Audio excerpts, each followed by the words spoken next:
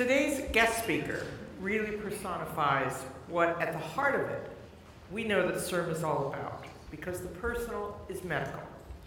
There's so many people here today who have a relative or a friend whose life stories might have been different had we all been living in the actual CIRM future we're talking about today.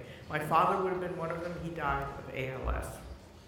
So Rachel Salzman has made the personal medical, and she will tell you that she has skin in the game. 3 of her nephews were diagnosed with ALD, Adrenoleukodystrophy. It's a neurodegenerative disease that destroys the myelin sheath that protects the nerves in the brain, and her Stop ALD Foundation has witnessed and promoted some promising breakthroughs for this debilitating disease. Dr. Rachel Salzman.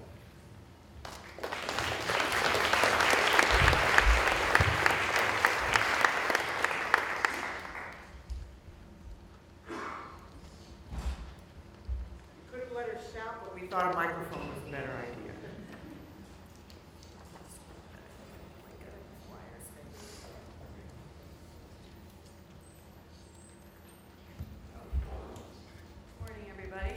Wait, so is this on now? I can stand here? Okay, great. Good morning. Thank you for that introduction, and thank you to the organizers for inviting me to come here and talk to you today. I know I'm between you and lunch, so I'm going to try and stay within my allotted time.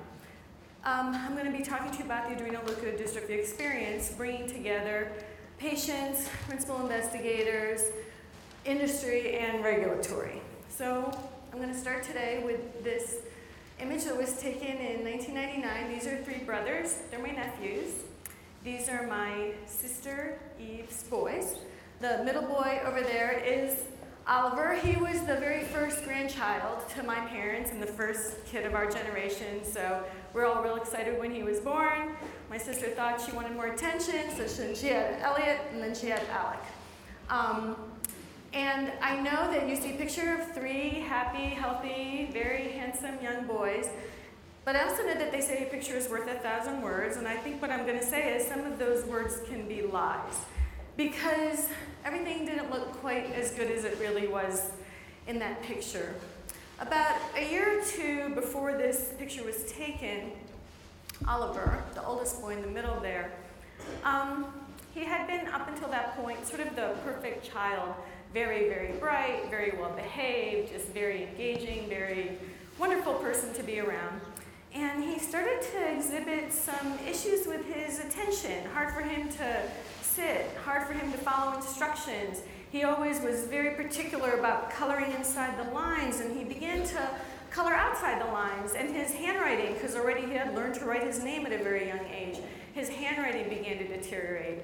So my sister, of course, right away began to start taking him to whichever type of doctor she thought she needed to take him to in order to figure out what was going on here, because she knew it wasn't normal. And then began the diagnostic odyssey. And I think a lot of people in this room are familiar with that term. It's been coined to describe what families or individuals suffering from rare disease have to go through in order to get a diagnosis. And the typical diagnostic odyssey lasts, I think, 6 to 7 years. Oliver's diagnostic odyssey lasted a little bit shorter than that. He was diagnosed with attention deficit disorder, autism, spectrum, Asperger's syndrome, all kinds of things, given all kinds of therapy and medications. Nothing made a difference. Finally, in December of 2000, an astute psychiatrist recommended that he get an MRI of his brain. And my sister knew right away there was a problem, because after a very short while after the imaging was finished, her doctor called her up and he said, "I need you and your husband to come in and talk to me." So that's when we heard this phrase, white matter disease, for the very first time in our lives. And this was something that we had never heard of. And the other word for white matter disease is demyelinating disease. And as was explained a little bit earlier, as we all know, myelin is a substance that basically, what do I want to say?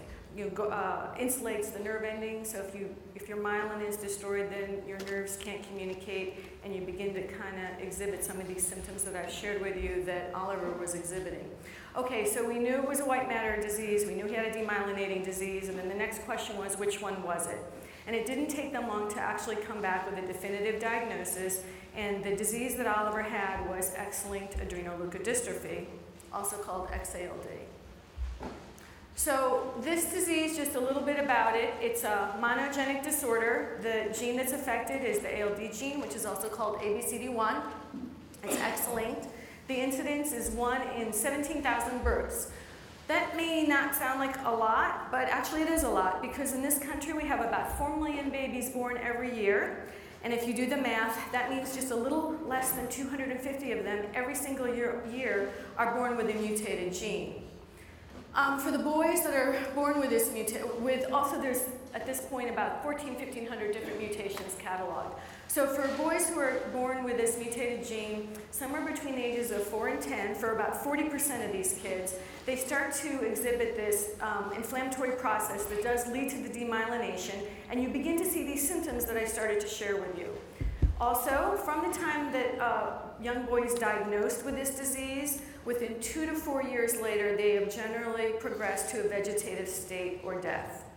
Now, there is a treatment for cerebral ALD, and that is bone marrow transplant or hematopoietic stem cell transplant, which again, big topic I'm sure you're all familiar with. However, it comes with 2 very important caveats. One caveat is one I think that you're mostly familiar with, and that's that it's very hard to get a good match. This is an invasive procedure. It involves a lot of morbidity that can also translate to mortality. The other caveat, which is a little bit more specific to ALD, is that it is only effective within a very narrow therapeutic window. In other words, we need to get to these children, not when you have all this severe demyelination, right, where it's black, there's no more myelin, and then you've got this hyperintensity on the MRI. But these children are only eligible to have an intervention like stem cell transplant in the very earliest stages of disease. In other words, there's a very early lesion in the brain, and as far as symptoms, either they have none or they're very minimal.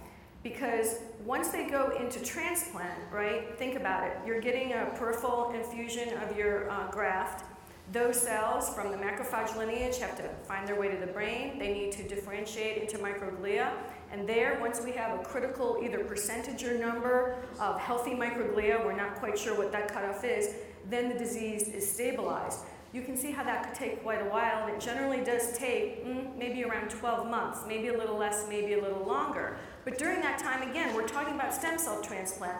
These children are getting myeloablative drugs. They're getting different forms of actually chemotherapy, and it's toxic. And some of these drugs are specifically neurotoxic. So when you're giving a neurotoxic drug to an individual suffering from a neurological disease, you've just basically accelerated your whole disease. So when you take a boy like my nephew, Oliver, who was gonna, at that point, he could talk, he could walk, he could see, he could hear. Those boys, by the time they come out of a successful transplant, generally can no longer walk, can no longer talk, can no longer hear, can no longer see. So for those reasons, it was not a recommended intervention for my nephew. At the same time, while we're facing this absolute explosion that goes on in my family, we're like, this is an inherited disease, it's genetic, right? So then we had to get screened, and very quickly, within a couple of months, we learned that one of Oliver's brothers, in fact, had the mutation, and I have another sister, and her young son at the time, who was barely a toddler, was also affected.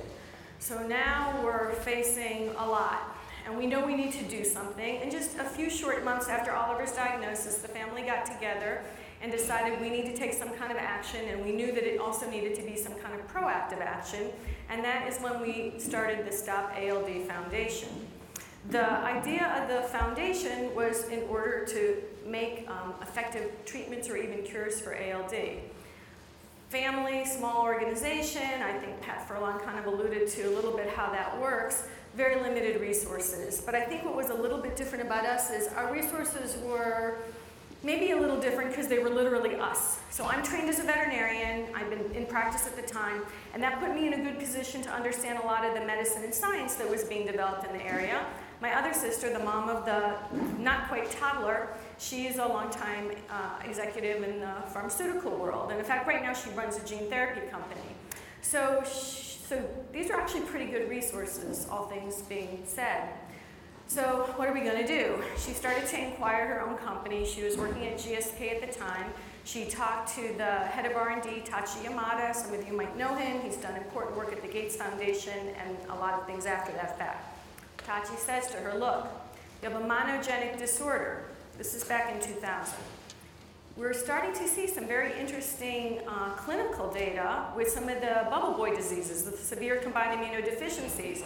Those patients have had their stem cells taken out, ex vivo corrected with gene therapy, with the correct sequence of the gene, put back into these kids, and they basically have functional cures. So you have a monogenic disorder, you can use stem cell transplant, why not bring gene therapy to it? Because that way, every child, of course, has a match, because you are your own match, and you have access to those cells very quickly. This is a progressive disease.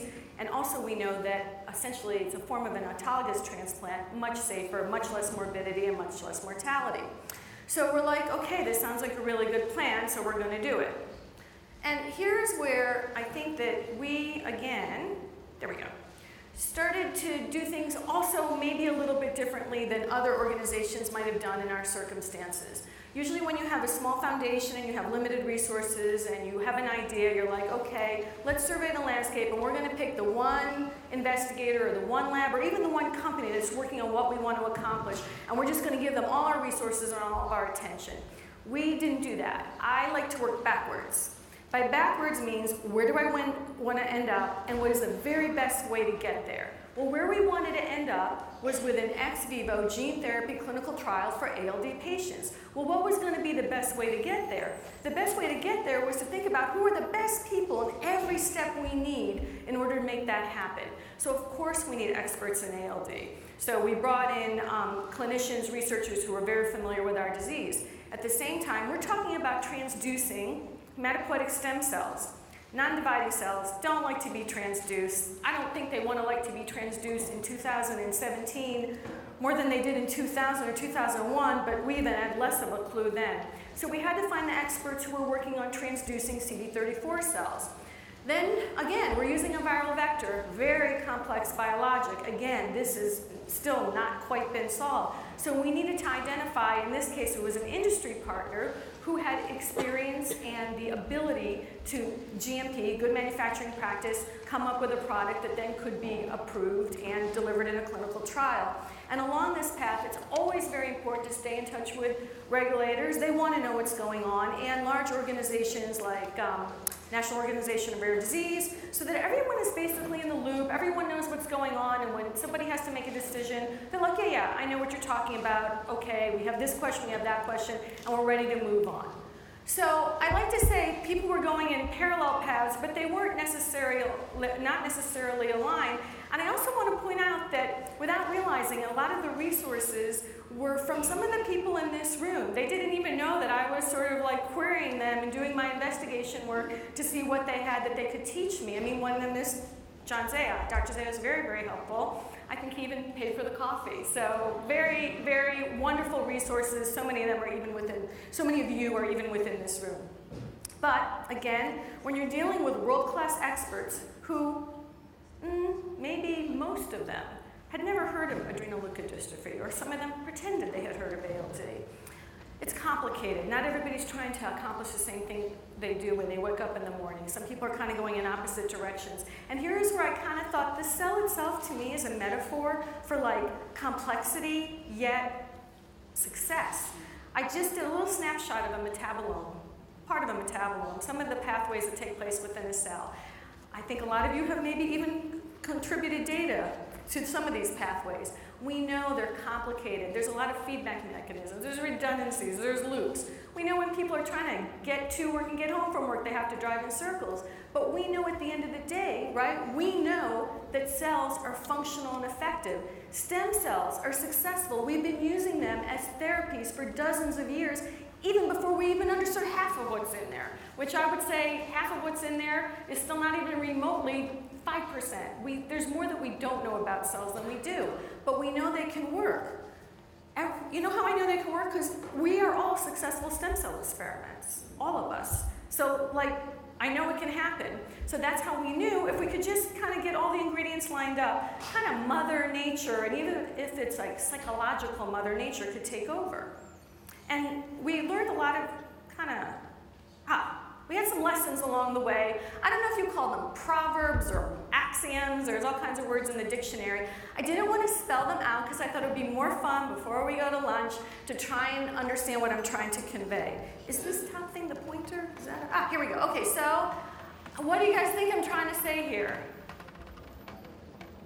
Right, falling trees, listening, right? So if a tree falls in the forest, does it really make a sound?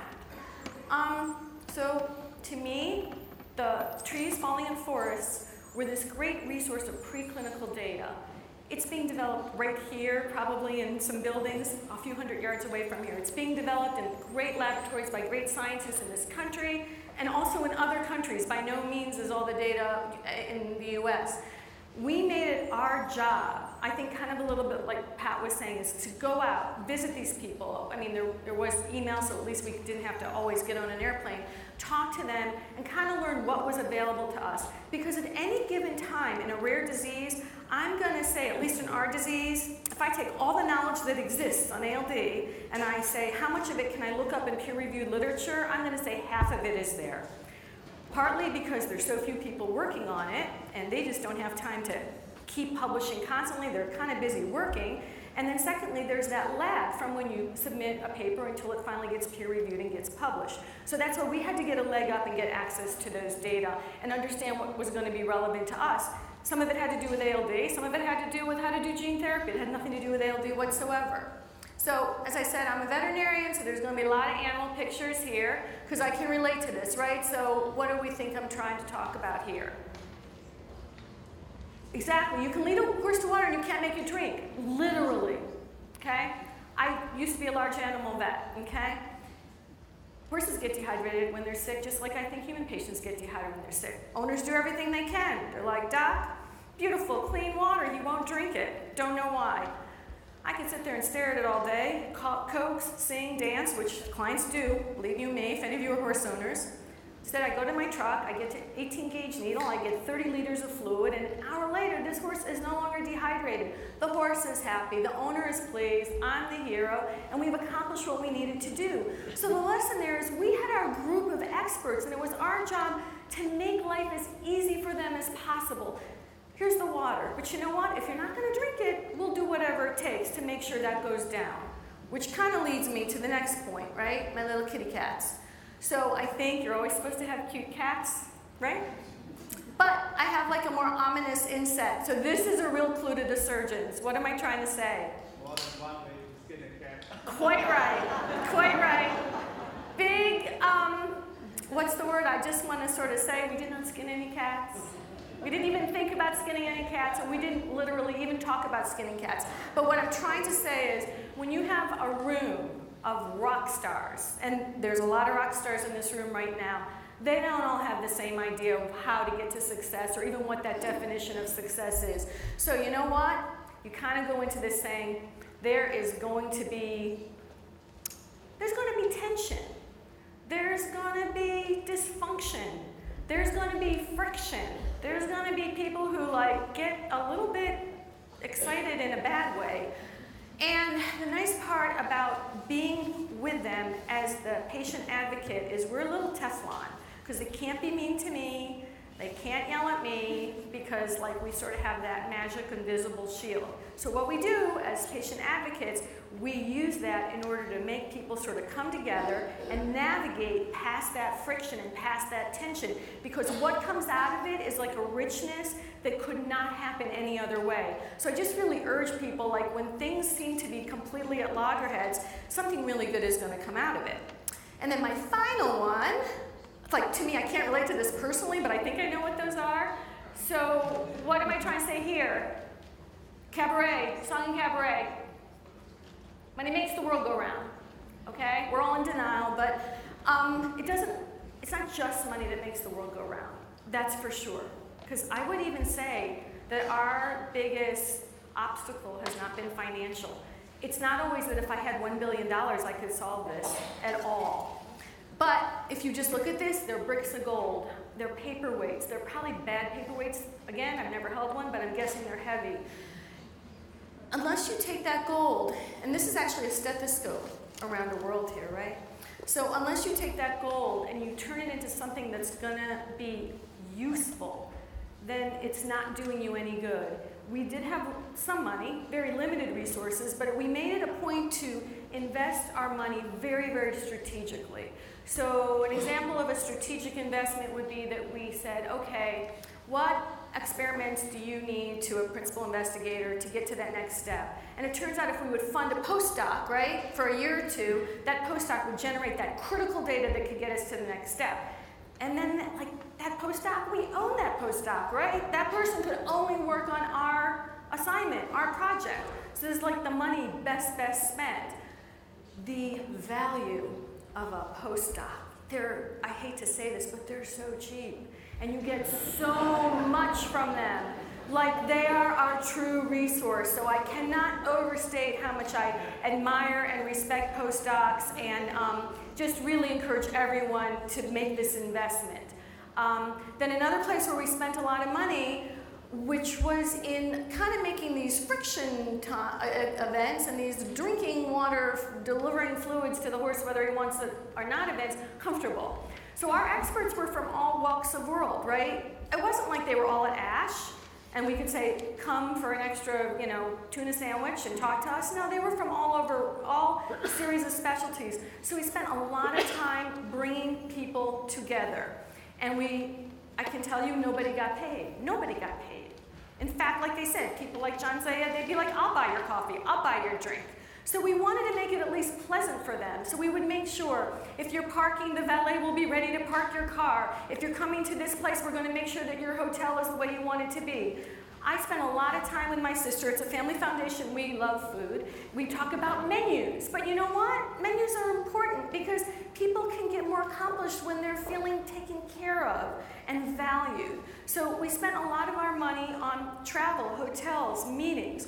It was, again, the best money that we could have ever spent. And the reason I can say it was the best money we could ever spend is because it worked. At the end of the day, we were able to get some leading investigators who actually are based in Paris, Patrick Auberg and Natalie Cartier, to actually have ALD patients where they did deliver them ex vivo gene therapy, modified autologous stem cells. They were very responsible investigators, okay? And they waited. They waited to make sure that the clinical trial was successful, it was safe, and that they had durable effects. And this led us to a 2009 publication in Science by, I think Cartier was the first author and Auberg was the last author. Now, part of the reason why it was so important that the New York Times picked it up, besides everything that we already know, is this was the very first time, right, that lentiviral vector, which is code word for HIV, which is code word for AIDS, right? This was the first time that the AIDS virus was being used in a therapeutic manner in a non-HIV infected patient, right? So that's amazing. This is so early on. People were still in early RAC meetings, Recombinant DNA Advisory Committee meeting. People were very worried about this sort of thing. And here we were able to demonstrate not just safety, but also efficacy. So once you get the New York Times, I just have to point out, this was on the front page. Now, it was just a little tiny thing that said to turn to page 14, but it was the front page. Anyhow, once you're able to have success, right, with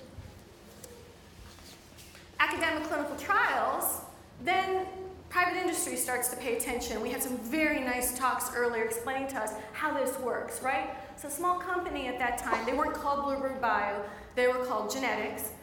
They saw this proof of concept in the clinic, and they started to take on this program.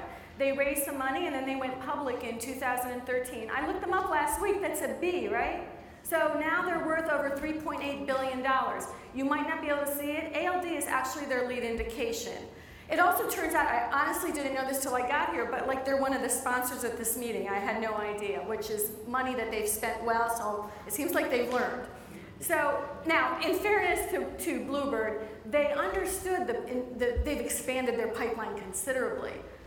But they understood that basic value, right? You have a disease, you know you can treat it with allogeneic stem cells, but why not turn it into an autologous corrected approach? Then everyone can get a treatment who could benefit, everyone can be a donor, and you can get the treatment that much quicker. So it's really a very, very clever way, but I can tell you, we told a lot of people about it, and it took a while for it to catch on. So, winners, right? It's really nice to only think about winners, but that's not how it went. One day before my nephew was going to turn 13, he passed away in his he passed away in his home. He never really spent time at the hospital. My sister and her husband took care of him always.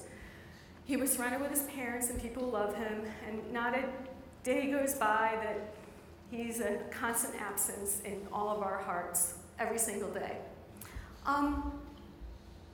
And then we started to think back to the good old days, right? When he was little, that picture I showed you at the beginning of this presentation. And I didn't tell you something. Alec was a perfect match for Oliver. If we had known that Oliver had that diagnosis 1-2 years earlier, Alec could have been his donor. He would have had a chance to basically be treated successfully, but he missed that window.